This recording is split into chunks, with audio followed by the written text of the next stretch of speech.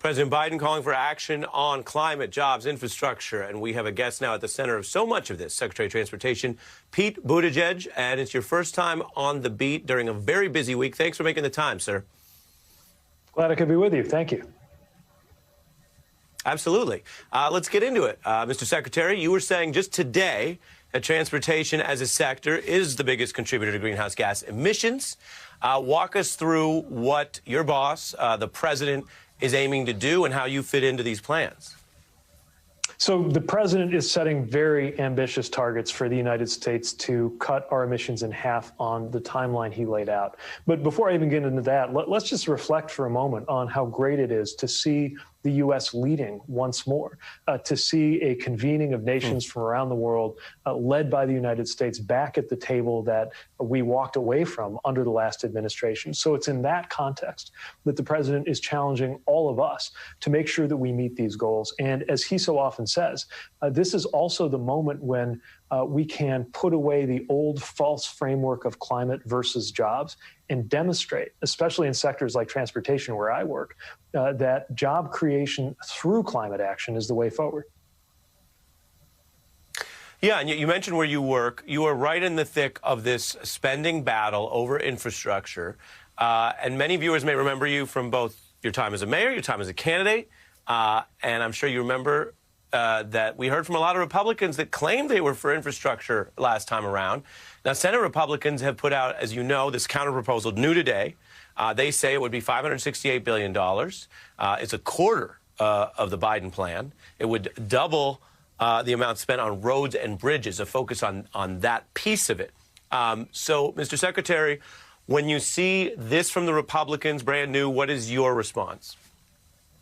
Well, we welcome the fact that the Republicans are joining the conversation with specific proposals. Of course, we're still getting into the specifics, seeing if it's apples to apples. There's a lot of complexity in the math here. We believe this is the time to go big. And obviously, we believe the president's vision is the right way to do it. But this is a negotiation. This is a process. And to the extent that there's what looks like a good faith conversation opening up about what the right answer is, let's have that conversation. And I'm glad to be digging in with it in the days ahead. When they say, well, you guys have just expanded the term infrastructure to bring in other things that you like that aren't infrastructure, what do you say to that? I would actually, this might sound funny, but I would say that challenging and expanding the tradition around infrastructure is actually one of the best parts of our tradition around infrastructure. What I mean by that is if you look back into our history, when we did things like the Transcontinental Railroad or the interstate highway system, those would not have been viewed as traditional by the standards of their day. Trains weren't traditional until we built them. And so right now, yes, we're doing things that are challenging the frontier of what we're used to calling infrastructure. You look at broadband internet. Nobody was talking about that when Eisenhower built the interstate highway system. But right now, you need an internet connection and an interstate highway connection in order to thrive in the economy. So we believe and stand by our broad conception of infrastructure. But let me also say this. If there are folks on the other side of the aisle and there's a good policy, like making it possible for more people to get the health care they need or to build a broadband infrastructure, and we don't agree on what to call it, if we agree to disagree on whether we say it's infrastructure, please be for it anyway if we can agree that it's good policy. And I want to make sure that the focus of the conversation is on the investments we need to make for Americans to thrive. Yeah, I think that's a fair point, and people know how much this field is evolving. There's something else that the Biden administration's been doing through some of these spending bills, which is start big picture. Everybody knew you needed some kind of a COVID package. A lot of folks have said you need some kind of infrastructure package, and then bring in other important policies. We reported on that and discussed that regarding the child poverty issues in the last spending bill. And now it's really interesting to see the Biden administration say this is also a chance to address historic, documented racial inequities from the past in our infrastructure. Meanwhile, the concept has also gotten some backlash. So I wanted to get you on this. Here's how some of the debate's playing out. It includes everyone, regardless of your race or your zip code. Too often, investments have failed to meet the needs of marginalized communities left behind. I guess now, according to Democrats, roads are now racist. And are we supposed to believe that in America and 2021 zoning laws, are racist? People who believe highways are racist are going to get tens of billions of dollars as part of this plan. You know, I'll do the miniature fact check, and then I'll let you handle it. It wasn't my understanding that the claim was that highways themselves are racist, but it seems that the administration here struck a nerve on something that has a lot of history behind it. Walk us through what you want to do here and your response, if any, to those kind of critiques. Yeah, I'm a little bit surprised that they're so surprised. If a highway was built in a certain area, designed on that route for the purpose of reinforcing segregation, and let's be clear, that's part of how some of those routes got chosen in a lot of cities.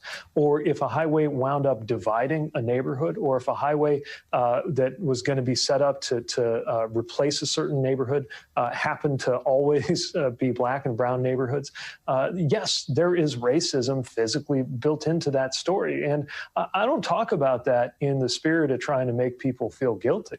I talk about it in the spirit of how we've got to fix that this time around. So where federal policy divided communities or wrecked neighborhoods, let's use federal policy this time to make it better. Let's connect where there was a division. Let's invest where there was disinvestment, because the truth is that's not only the right thing to do for those minoritized groups who have been overburdened and underserved, it also will make the entire country or the entire community we're talking about better off. This is what it means to have equity in our transportation policy. And I would think it should be something that everybody could get behind. And also, we got to get this in. The need for infrastructure has become something of a topic on late night TV, which means some of the convo is breaking through. But take a look. Today, President Biden met with a bipartisan group of lawmakers to discuss his $2 trillion infrastructure plan. Unfortunately, the meeting started late because of road closures on I-90, 91, 92, 93, 94, and 95. Now that's our NBC colleague, Jimmy Fallon, but I give you the last word. Yeah, I mean, this is our time to make sure that infrastructure is not a punchline in America. That's a consequence of the choices we're about to make. So do we want to be embarrassed about it? Do we want to be joking about it? Or do we want to be proud of it? You can tell the contagious pride that the president has in the United States of America. Now's a chance to make good on that for a new generation. Mr. Secretary, as mentioned, very busy times for you. We're keeping an eye on all the spending proposals. Really appreciate you making your beat debut. I hope you come back. I look forward to it. Thanks for having me on. Thank you, Secretary Pete Buttigieg. Coming up, we have a